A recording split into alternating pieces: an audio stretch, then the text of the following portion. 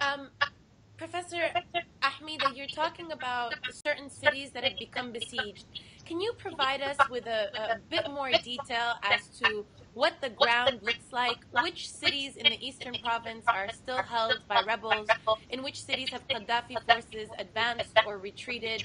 Do you have a more detailed illustration of the balance of powers on the ground?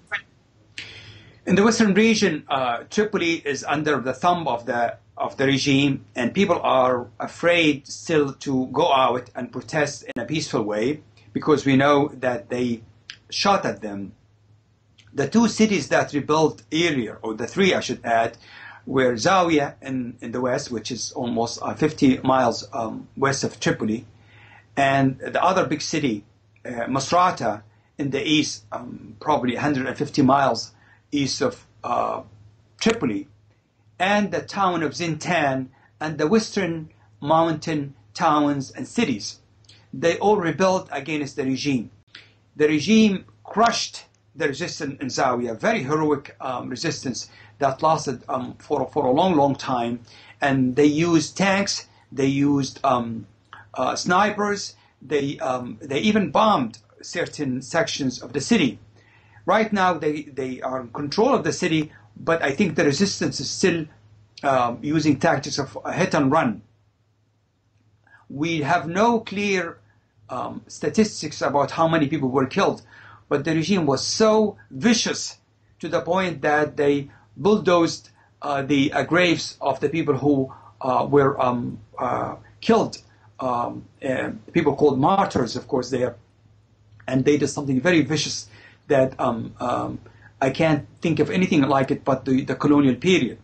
In the western mountain, or Jabal Nufusa, we have the city of Zintan, which rebuilt much earlier, and also the other towns also rebuilt.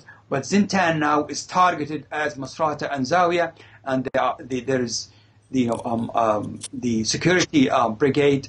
The regime, one of the regime's security brigades, is besieging the city or the town of Zintan in the western mountain, and the fight is still going on. It hasn't been quieted yet, and we know that the number later on probably was going to be really shocking to all of us. So, in summary, Noura, the western region is rebelling, but the regime is counting on using brutality and physical force to subdue the rebellion or the uprising. Now, in the eastern region is still liberated, and there's a fight now after the no-fly zone and the Allies coalition bombing of his tanks and his armies and the airports and the missile defense stations. The uprising forces are trying to retake the deserted city of Jadaliyya, which from the phone calls I had last 2 or 3 days, I'm getting an idea that the casualties in the city of Jadaliyya are also very, very bad and very, very high. The city deserted now. Most people try to escape to the eastern region, but it's a major, major battleground, and it will be very crucial because whoever decides the fate of Jadaliyya will be really determining a major victory. Either the uprising forces that might retake Jadaliyya and then march to his strong base, where his own king group, Sirt, is next door, or his forces will consolidate their power in Jadaliyya and try to march again into Benghazi.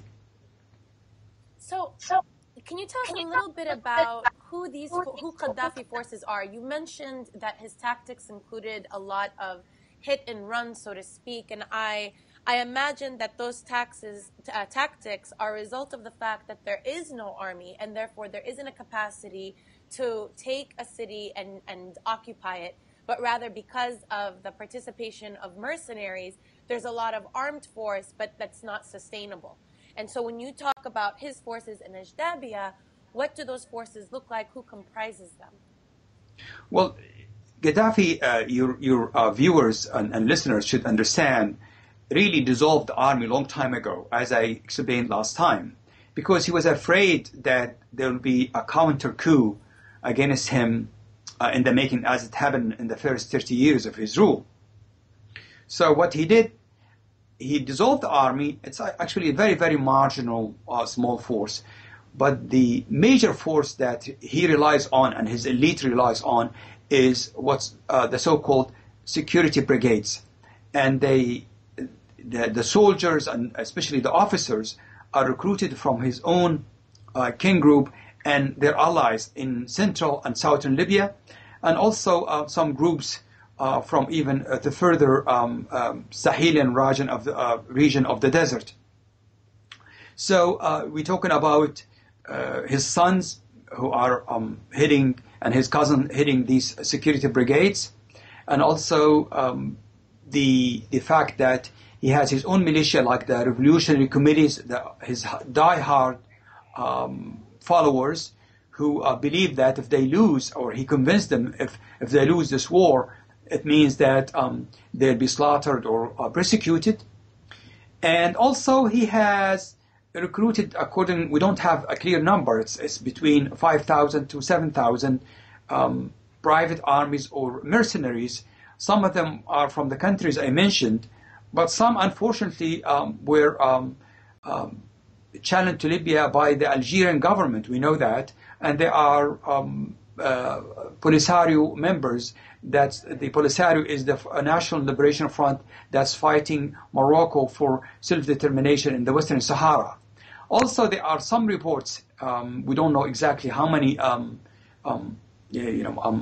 people are recruiting from Eastern Europe, but there are some reports that there are mercenaries from the Ukraine and also other parts of Eastern Europe who were recruited to fight, Gaddafi's last stand. What are the implications for Polisario members who are fighting for their own self-determination to be participating in Gaddafi's brutal clampdown on the rebellion in Libya? I think it's disastrous for the Polisario, who had the empathy of many, many people in the region, in the Arab world, even in America and other parts of the globe, people who saw that these people should determine whether they want to be part of Morocco or not, and should not be coerced or forced to become citizens of Greater Morocco.